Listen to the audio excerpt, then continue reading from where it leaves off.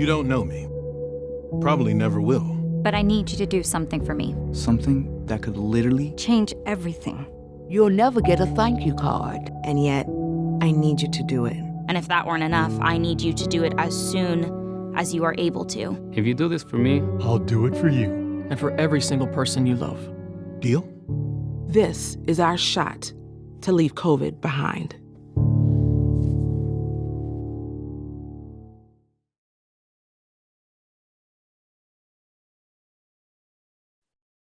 Hello, everyone. Welcome to Session A. This is the third panel, More Than Safe Sleep, Children's National Hospital, Primary Care Infant Mortality Risk Identification. We'll now turn over to the panelists for them to introduce themselves. Hello, everyone. My name is Katrina Hammond-Jack. I am a Children's National Neonatology Fellow, and I'm also presenting with two members of our research team, Dr. Sahira Long and Dr. ElShadey Bekele. They're both general pediatricians here at Children's National. We're excited to be here today just to present some of the work that our team has been doing over the past couple of years, and just really looking forward to sharing our work with you all and just learning more about what others may have noticed in their patient populations. So we'll go ahead and start. So we have no disclosures, no financial disclosures or conflicts of interest. Our objectives today is to describe trends in risk and protective factors present in the Goldberg Center patient population who died prior to 1 year of age between the years of 2015 to 2018. We also will discuss utilizing the electronic health record to more clearly identify infants at highest risk for infant mortality. And we also would like to identify resources currently available within the community to help reduce infant mortality. So just to start, just want to go over our study design. So this was an IRB approved retrospective chart review of 61 deceased patients who are in our Goldberg Center or our primary care network here at Children's National. The patients to be included in the study had to have an age of death between 0 to 364 days. They had to have at least one visit at one of our Goldberg Center sites, and the patients had to have died within that year of 2015 to 2018.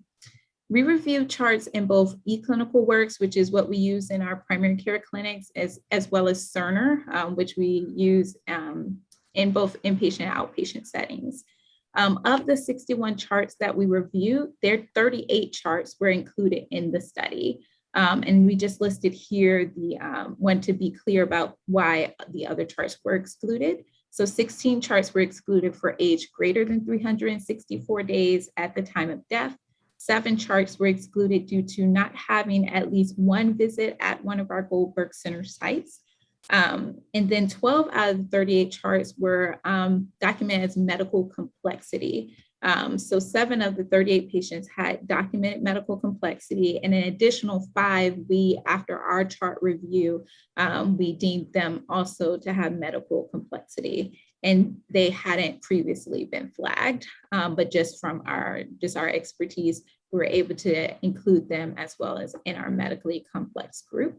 And we'll explain that more as to why we wanted to flag those patients and trend that medical complexity as we go through our next slides.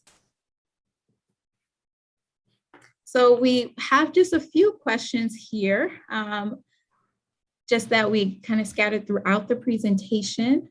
We don't have the current poll feature working, but I think it still would be good just to go over the questions, just to see what the thoughts are. Maybe if you put them in a chat that one of our facilitators can see, we can kind of see what answers are coming back, and we'll review what the correct answers are.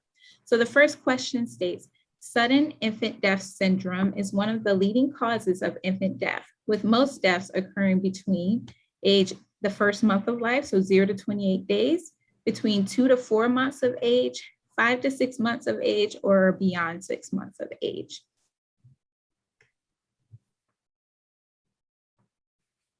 So we'll just give a moment just to see if we get any responses.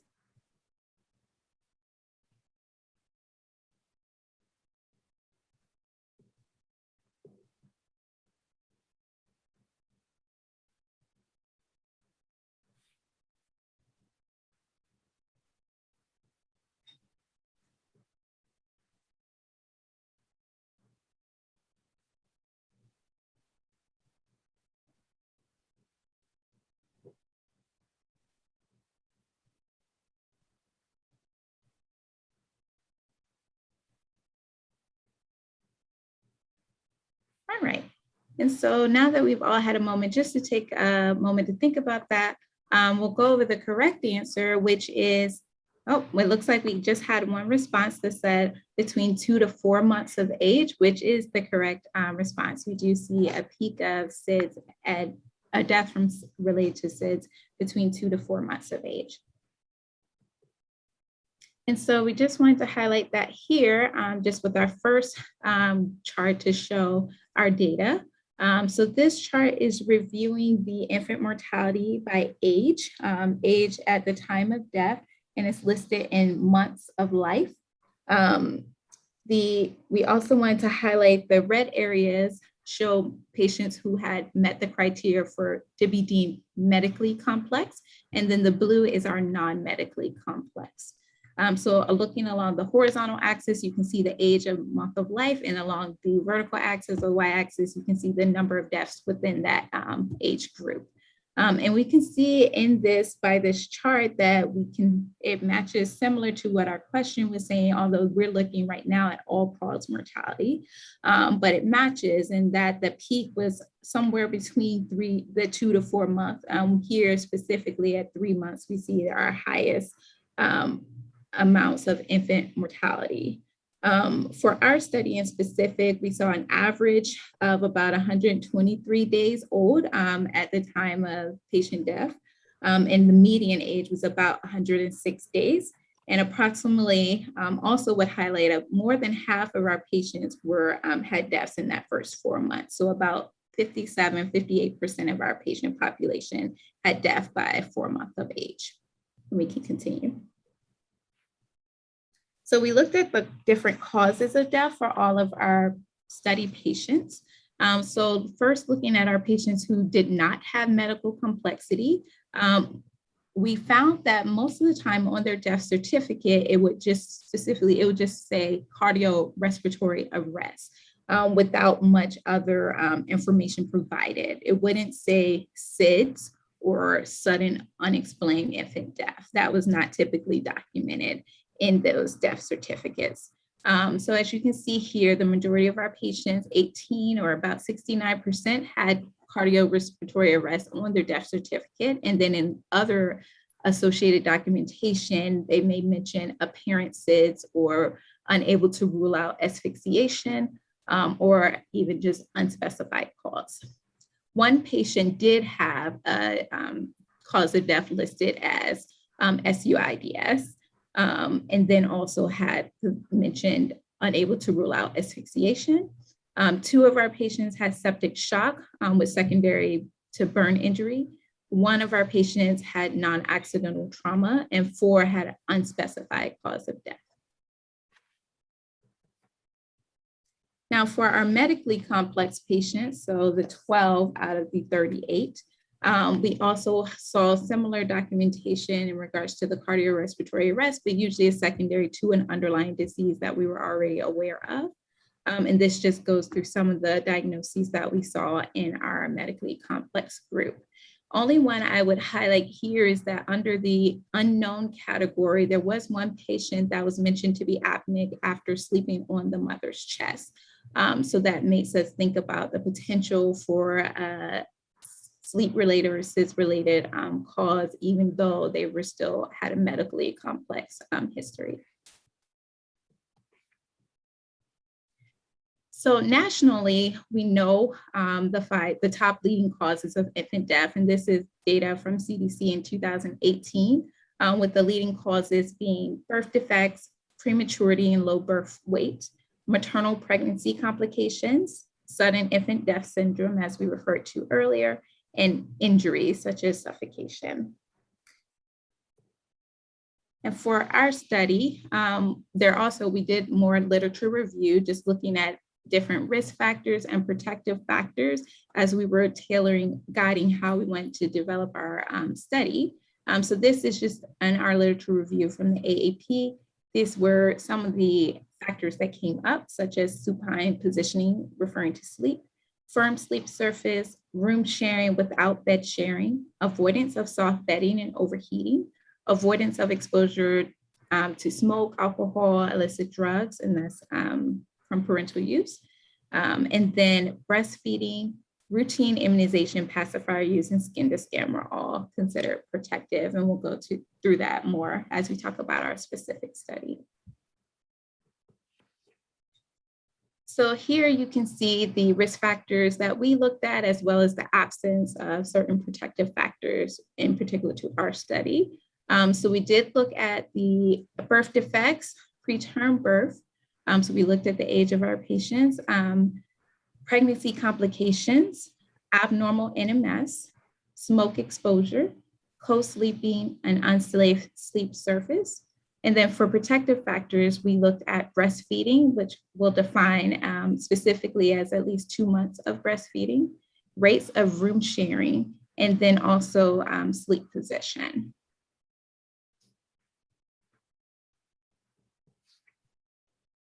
On this next slide, it goes a little bit more in detail in regards to our patients and the risk factors that we found were present and absent protective factors. So each blue bar represents one individual patient, and along the x-axis is looking at the number of risk factors or absent protective factors, just the combined sum. And then along the y-axis or vertical axis, we're looking still at the age at time of death listed in months of life. And so the age increases as you go higher up the axis. And so for each patient, we can see here that the peak of number of risk factors still was around 3 months of life, or 3 months at the time of death. We also can see on this chart the average number of risk factors and absent protective factors for each month of life on the table in the right. And you can see that it ranges between 2 to 3.75, with the highest average being in the 3rd month of life. The overall median and mean risk factors and absent protective factors are listed at the bottom of the slide, with our median being about 3 and our mean being about 2.68. And so we gathered this data mainly because we are in the process of developing a risk stratification system. And we felt that this data would be helpful to help us identify whether there are a certain number of risk factors that we should use in our stratification system, which we'll discuss more later in this presentation. So I wanted to spend a bit of time on this chart or table, just because it gives a lot of information here. So we're still looking at the sum total of risk factors and absent protective factors, and still looking by age of life, but we go more in detail to each individual factor, and just wanted to highlight which ones were coming up more often in our patient population. And so if you look at the color code system, the lighter the yellow are the lower numbers, and then as they get darker in the yellow gold color, you can see those are the 4s and the 5s, that there's higher incidence of those risk factors or absence of protective factors in our patient population. So just to go through each category. So first, for birth defects, we included SGA, or small for gestational age, IUGR, or intrauterine growth restriction, given the association with prematurity and other long-term health outcomes. For preterm, we defined that as a gestational age less than 37 weeks at birth.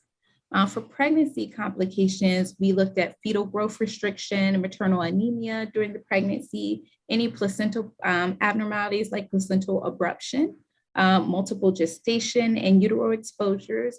We did have a few cases as well of maternal trauma, which were motor vehicle collisions or physical abuse. We did not include maternal infections, except if it was documented with prematurity, given the known association between certain maternal infections and premature labor. For the NMS results, we did not include G6PD, given no known association with infant mortality and no acute interventions usually needed with that finding on the NMS. And then of note, 2 of the patients with the NMS who did have an abnormal NMS that we considered as a present risk factor. The 2 patients, 2 of them had concerns for inconclusive results for congenital hypothyroidism without documentation of further lab testing or intervention. And then one patient had a concern for cystic fibrosis. They did have a negative sweat test, but it was still included just because there has been literature that reports delay in diagnosis of CF in patients with normal sweat tests. For smoke exposure, we considered a risk factor if the parent or guardian had smoked indoors and or outdoors. And then bed sharing and co-sleeping was marked as present if there was any documentation in either EHR, or for us, eClinicalWorks or Cerner. If it noted that they were co-sleeping at any point in time, then that was marked as positive. Of note, for example, some of our patients were noted to be co-sleeping in their final notes prior to death or at the time of death. But then in the well child visits, they may have been documented as not co-sleeping. So that would still be deemed as positive because we had at least one form of documentation or evidence that they had co-slept at least at some point in time. And then 4 of those patients had unknown status of whether they had been co-sleeping. For sleep surface, we deemed unsafe sleep surfaces as a bed and in the parent's bed as well, car seat, rocker, a bassinet with a pillow. Those were examples that we were finding in our chart review. 7 patients had unknown or undocumented sleep surface.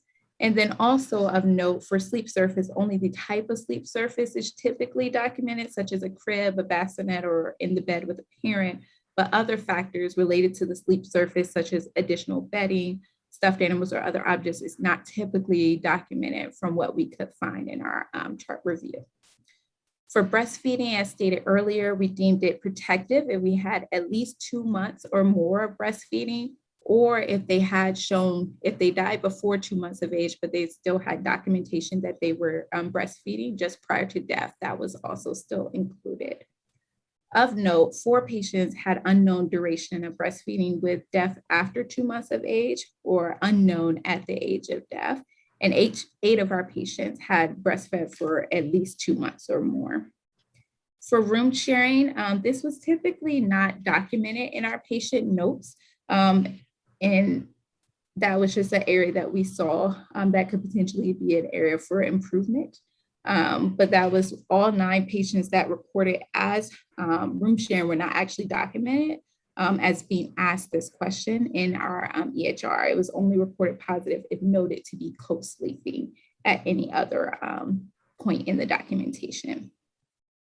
And then lastly, as far as sleep position, 33 of our patients were all marked as supine sleep position.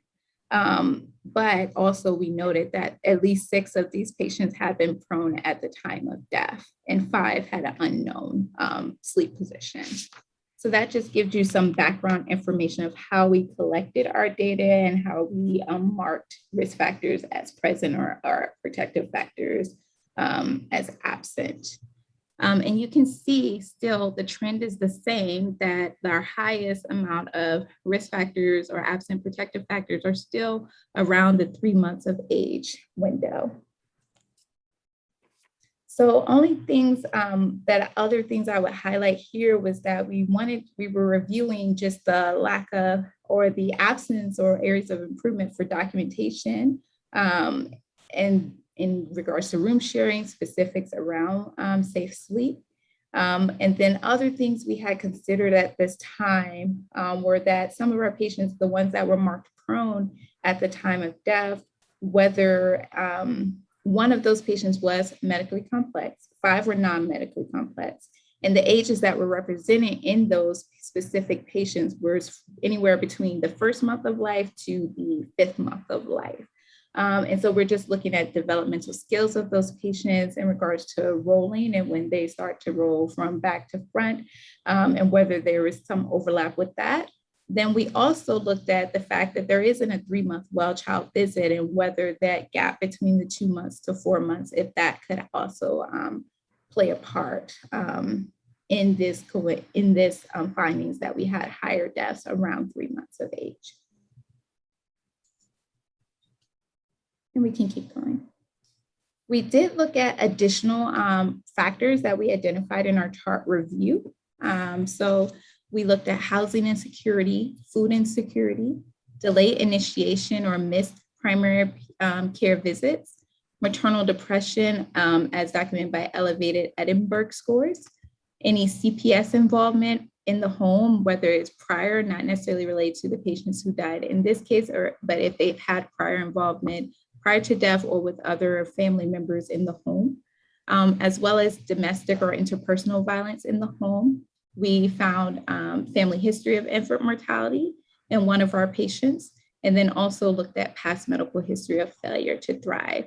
And we compared that, still comparing our complex versus non-complex patients.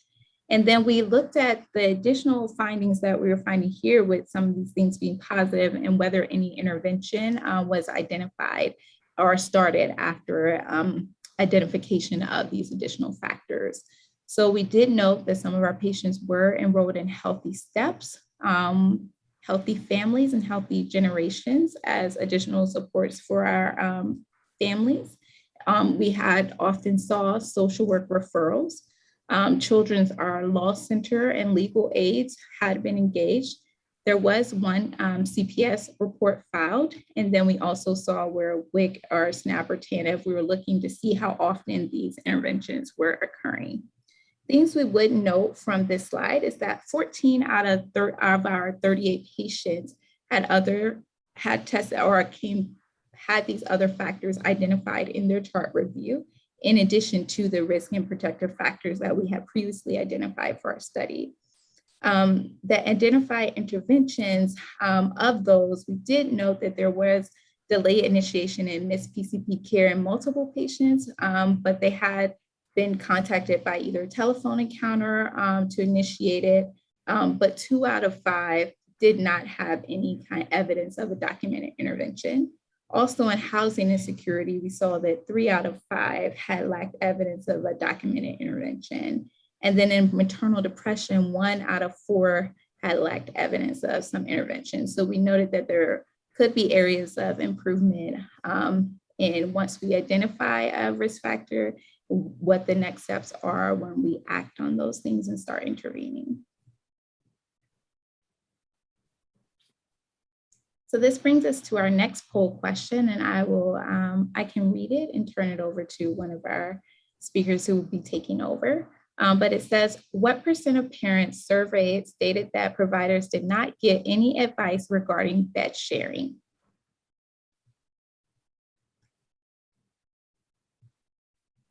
And we can use that. Mm-hmm. I'll just give you a second to put your responses in the chat.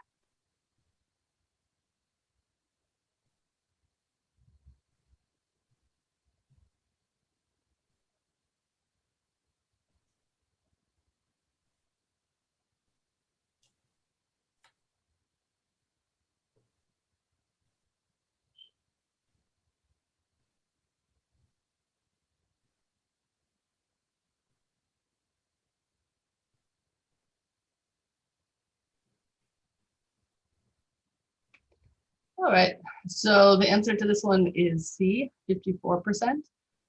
We brought up this question to highlight that it's actually well documented that when mothers and parents get safe sleep practice advice from their physicians and get those counseling, that they can actually reduce certain risk factors. But it's only 54% of parents that are reporting that they got any counseling regarding bed sharing. And then the survey data said that about 73% that they got no advice about using pacifiers during sleep, and 28% reported getting no advice about their babies sleeping on their back. So areas for improvement for the provider perspective. Next slide.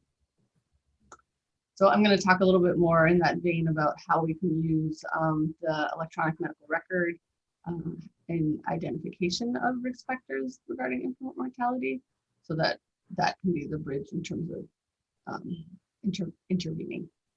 Next slide. So specifically with our case, we looked at our electronic medical record, our outpatient one, that would be clinical work. And we realized there's no real standardized way that we flag high risk patients. And in the documentation itself, we lacked specific data about sleep location, specifically about where baby sleeps in terms of room sharing, bed sharing, the type of sleep service, and who else might be in that space, parent, child, etc. So we also wanted to tease out, as Dr. Hammond was saying earlier, like how many risk factors are going to be our trigger point for an automatic referral for our social worker for intervention or other interventions with DC, etc. So, and then the other piece that we identified as lacking is, we have a screening with medical assistance for domestic violence, and are there better ways to do that screening, as well as are there better ways to use that information for referrals for DV positive patients. Next slide. This is a screenshot of our specific EHR. So what we ended up doing is this tab that says sleep, there's a section that says SIS-RITS. So we broke that down further to say sleep surface, sleep position, location, environment, pacifier usage, and then any items in the bed itself, blankets, stuffed animals, etc. So that it can be noted specifically. And then using this information to identify the patient in the chart more easily, we identified an ICD-10 code, the Z91.89, to flag that this is a patient that has been identified as a high risk for SIDS, both for research monitoring purposes as well as for referral for intervention. And in other systems, this might not actually show up as, like you can see here, it says at risk for sudden infant death syndrome. In other locations, it stands for other specified personal risk factors, not elsewhere classified. So you can decide on what is best for your specific practice, but that's what we decided to use to identify patients. Next slide.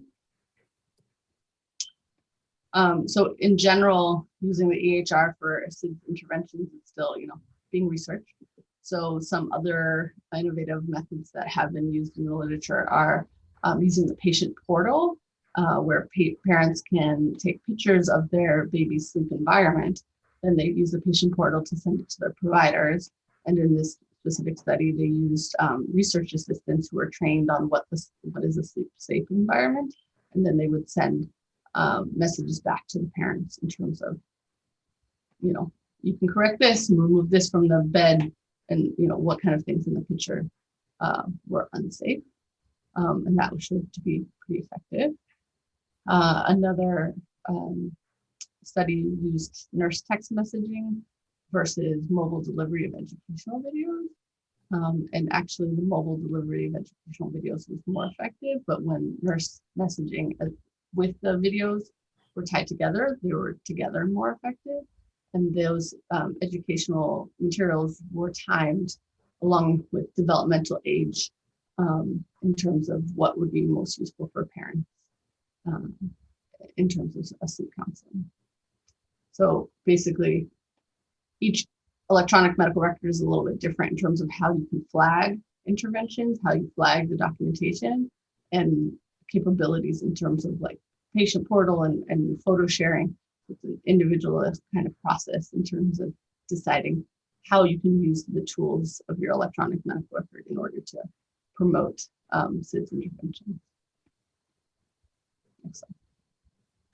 Thank you. So now I'm going to talk about, so once we identify these patients that are at risk for sudden infant death syndrome or infant mortality, what can we do? So for us, and as Dr. Hammond-Jack showed clearly, like there were 3 top modifiable risk factors that we found in our patient population. And so safe sleep was definitely an issue.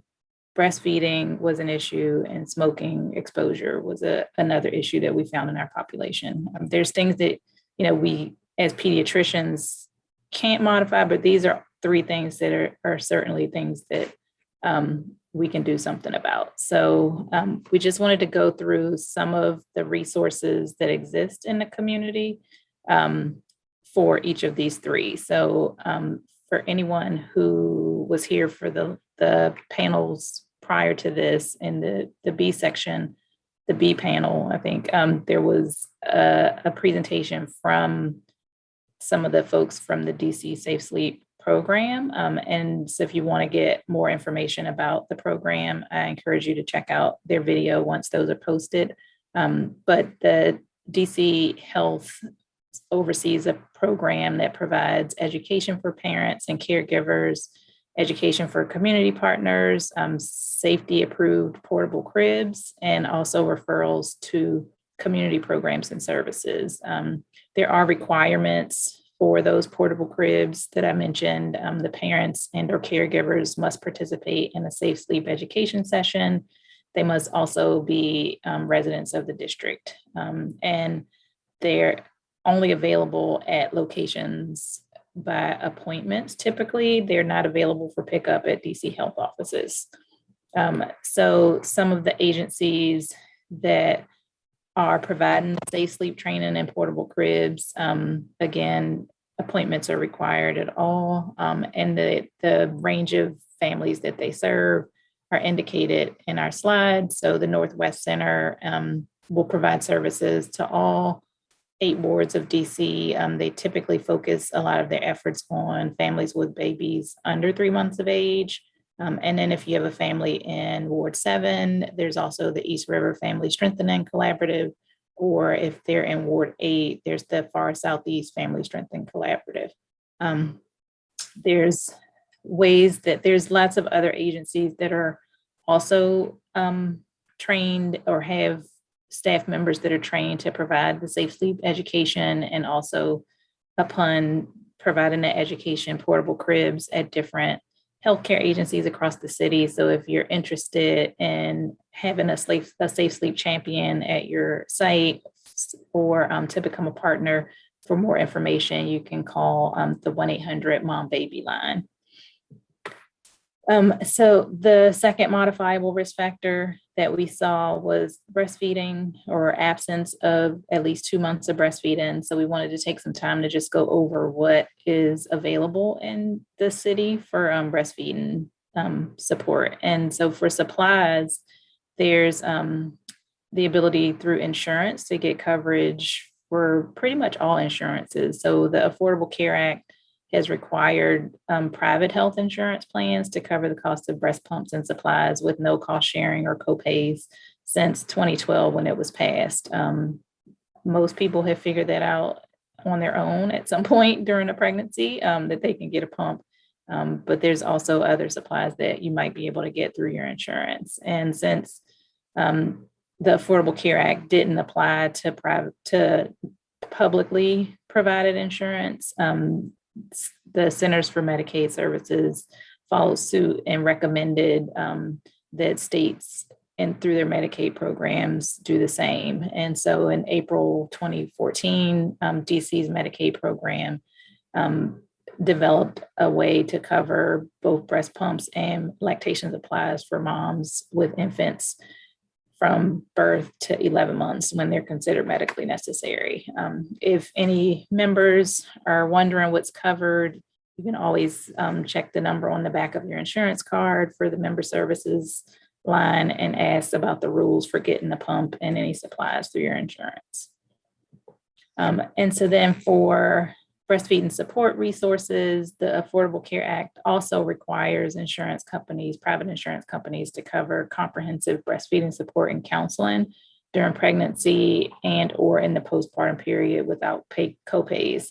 So again, Medicaid a couple years later followed suit and now covers lactation services provided by an enrolled IBCLC for up to 60 days postpartum. And I believe these slides will be posted in the UVA app.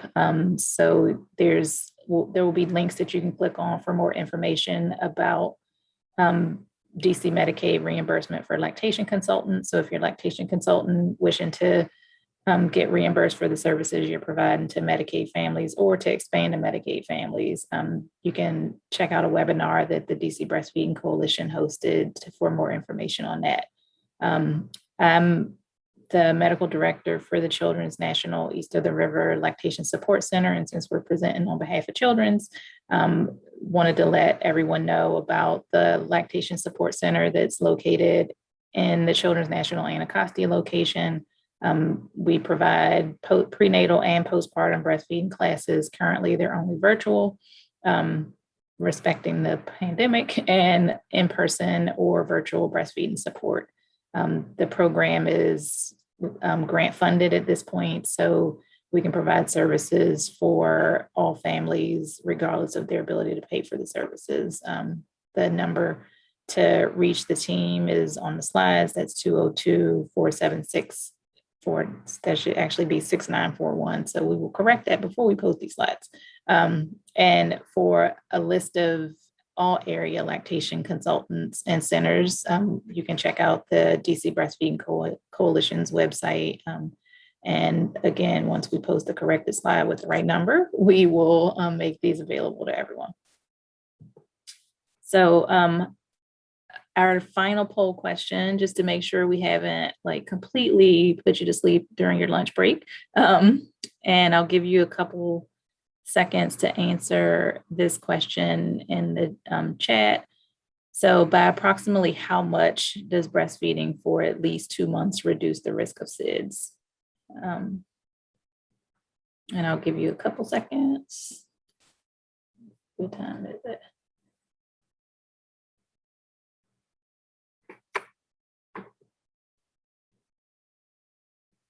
And I can't see the chat, so I'm going to need one of y'all to let me know if there's anything in the chat since I'm posting slides.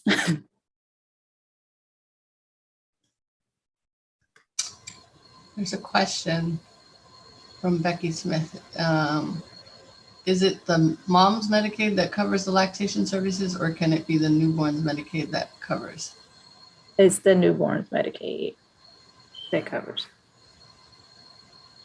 And for Medicaid to cover it, the baby has to be under 4 months of age. No responses yet. All right, so no responses. So I'll give you the answer. The answer is C for this question. So now we got a few responses. Oh, C. Mostly B. 1B, no, 2C, 1B, 1D. All right, so for all my C people, you were correct. So you can decrease the risk of SIDS by almost half just by encouraging moms to breastfeed for at least 2 months. And we would love for that 2 months to be exclusive, but the studies have shown that any breastfeeding for at least 2 months is what reduces that risk of SIDS by 50%. So not just food, it's medicine. All right, and so our final modifiable risk factor was smoke exposure. So just wanted to highlight a few smoking cessation programs that are available in the community. There's a DC Tobacco-Free Coalition that offers DC residents free counseling, nicotine patches, and lozenges through the toll-free Quit Line program. So if you know someone interested in speaking with someone directly about quitting smoking, or you want to receive information to help a friend or a family member quit smoking, you can call 1-800-QUIT-NOW, and there are services available for Spanish-speaking clients as well. Their certified cessation counselors are available 24 hours a day, and we know that it's an easy habit to make, but not that easy to break. So we definitely encourage getting as much support as possible in that journey. And there's also information available on smoking cessation classes at www.breathdc.org/cessation. Again, we'll post these slides once we correct that wrong number. All right, and so as Dr. Hammond-Jack mentioned, we have, collected this data, and we're in the process, and wanted to just share a few things that we're working on as next steps. And so one thing that we really want to do is utilize the data to create our risk stratification system for our primary care locations. And so by doing so, we hope to identify like a certain number above which, if we, in our efforts to gather the questions that we've expanded on in the charts, identify that this baby has, a certain threshold passed in risk factors, then that will trigger an automatic referral to our social services team members to either provide resources for whatever it is. And a lot of I call them social determinants of sudden infant death syndrome, are things that we were able to glean from participating in the infant mortality review team meetings. So not things that you would normally see in a literature review as SIDS risk, but we know that when there's a lot going on at home, then it's often easier for babies to be harmed in different ways. So be it safe sleep training, be it a social worker to help support families through difficult times. Our hope is to not just see the babies at risk, but to intervene so that, at least we could have saved 30 something babies in the past 3 years. And so our hope is to see that number decrease over time. We're also hoping to integrate our safe sleep education into all of our birth to 3 programming that's available.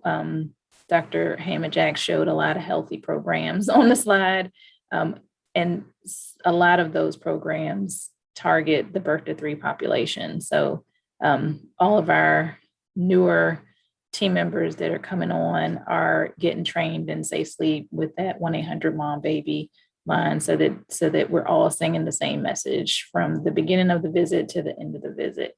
And our final hope is to integrate some more prenatal breastfeeding education into our home visitation programming partnerships. So more to come on that. It's part of a Title V grant program that's finishing up its first year and first 4 months due to the pandemic, and transitioning into actively working to beef up that partnership. So hopefully we will see some decrease. And again, our objectives that we hope we were able to cover during this time are on the slide, and we will open up the floor for questions.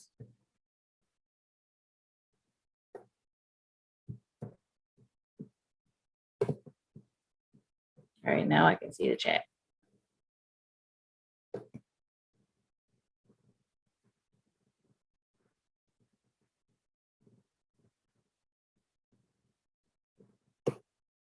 All right, any questions that you want to ask each other while we're waiting for the audience to ask some questions? So I asked you, Dr. Hammond-Jack, since this was a project that you came to me about, what inspired you to get involved in our infant mortality work? And what did it give you? What did you learn? I was inspired mainly because I came to the DC area for medical school at Howard University, and that's when I first got exposed to the high infant mortality rates that we were seeing, specifically in Ward 7 and 8. So that's what piqued my interest at first. And then coming here for residency, and we, as part of our curriculum, we do a continued research project over our 3 years. So once I knew what my interest was, but once I found out, I kind of connected with one of my advisors who pointed me in the direction of our current research team, to you, Dr. Long, that this was some work that could be started. That's when I just jumped right in. I'm glad that I've had that experience over the last 3 years and ongoing. What I've learned, I just enjoyed continuing to learn about this particular population in DC. And now I'm excited about being able to really work towards an intervention. So I've spent the last few years really learning about the population and what the needs are. And now I'm just excited that we're moving forward with the risk stratification and working towards an intervention. And I'm looking forward to see what the outcomes will be from that. And for you, Dr. Bekele, what motivated? I mean, I've always been interested in infant mortality because I've had a background interest in global health, and that's such a big issue in the global field. And then the fact that the US has such poor infant mortality rates compared to other developed countries has always struck me as just wrong. So that's why I was interested when you started this group. What about you, Dr. So for me, it was the culmination of like all of the stuff that I was passionately already working on. Children's National in our current 5-year strategic plan actually set infant mortality reduction as a corporate goal for the organization. And so as the med director for the Anacostia location, knowing that the rates of infant mortality were highest in the community we're serving, when we needed someone to step up and help lead the effort, I was like, hey, this is kind of what I'm doing. We were already working on helping decrease breastfeeding disparities in the population. And we were already at that time partnering with Mary Center for a home visiting program. So just wanted to make sure that, our efforts were aligned and data driven so that, we knew what we were dealing with and can identify interventions that will address the actual issues. It looks like we have a question from the audience. So thank you, Jasmine Leonard, for this question. Are there any recommended policies or interventions that commercial insurers can help with in relation to SIDS? And I'll let one of you answer first. I have an answer if nobody has anything they want to say. All right, so I think taking a note from some of our Medicaid insurers is one step.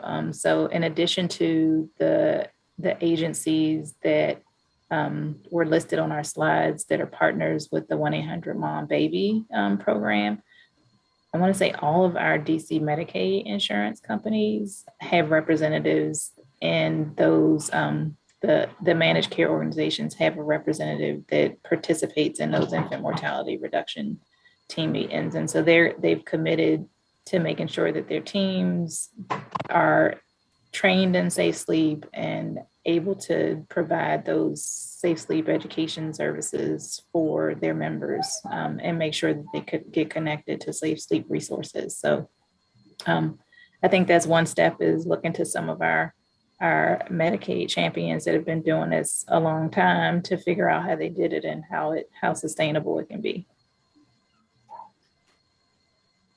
And this question looks like is for you, Dr. Bekele.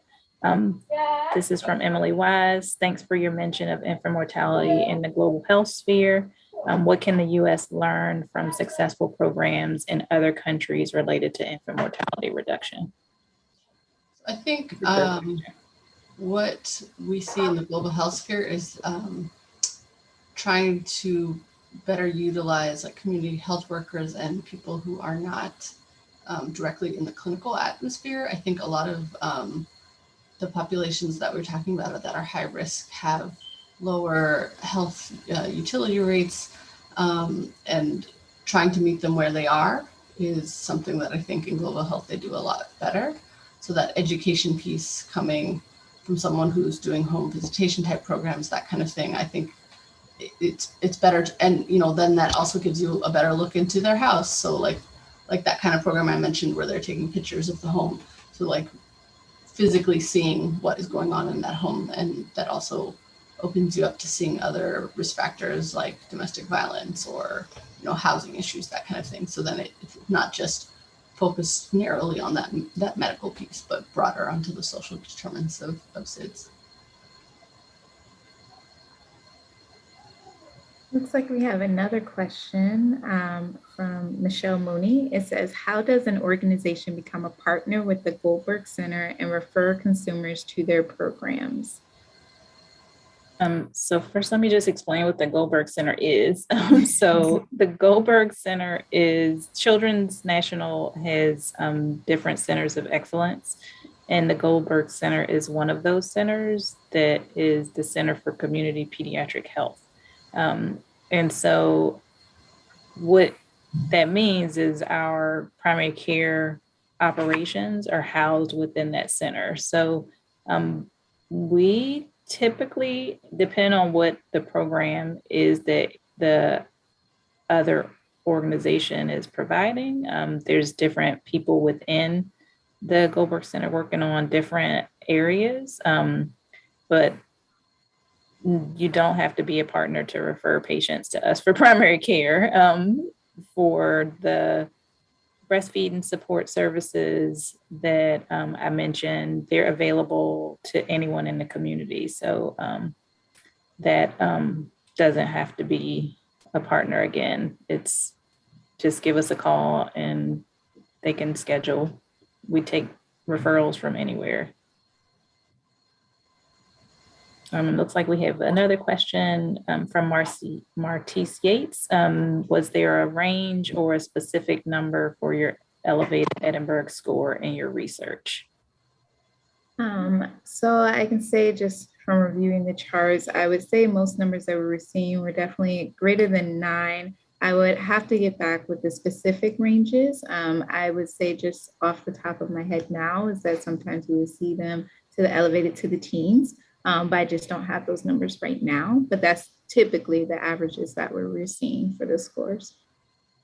Right, and for our for all of our sites, we routinely conduct Edinburgh screens at the 2-week visit, and then every well child visit from 1 month to 6 months.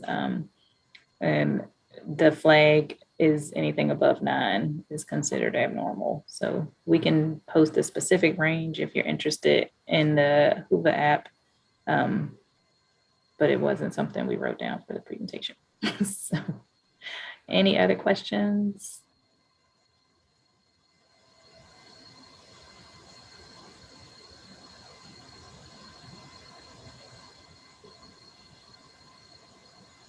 Do y'all have anything else you'd like to share? What's the one thing, if you wanted someone to take one thing from what we presented today, what would it be?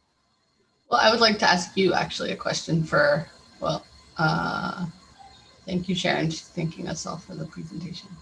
But I would like to ask you, Dr. Long, one question about breastfeeding in terms of the referrals that you guys get in terms of like breastfeeding hesitancy or, problems that people are having. Like, what do you think is the most common reason people shy away from breastfeeding? So I think it's what we see across the country, not just in Anacostia. And that's, if breastfeeding isn't the norm in your community, you usually listen to all the stories of what other people say might happen, and they run with it. So fear of pain from breastfeeding, concerns about milk supply are really common. And a lot of that can be overcome just by education. So knowing what to expect, knowing, that babies in the beginning might feed often, sometimes every hour, and cluster feed is what they call that. And then they take a break, but to not perceive that as, oh, I don't have enough milk, so, or something must be wrong because my baby's always hungry. Babies are born with an innate desire to suck, like they suck inside the womb. So it's not, necessarily that something's wrong just because they want to suck. That's actually the way they were made. So, knowing what to expect with the journey and where to get help early on is critical. I tell people all the time, if you are cringing every time you put your baby to breast, something is not right. It's not supposed to hurt to the point that you want to throw your baby across the room. So it might be a pinch, it might be uncomfortable as you get used to it, but pain is a sign wherever it is in your body, including your breast. All right, and we have another thank you for the presentation. And I don't see any other questions coming through. So to the organizers, might we give people 5 minutes to go stretch. Take a bathroom break before the next session. All right. Thank you all for joining us. We hope you were able to gain something from what we shared. And again, we'll update that one slide and post them or send them so they can post them on the app.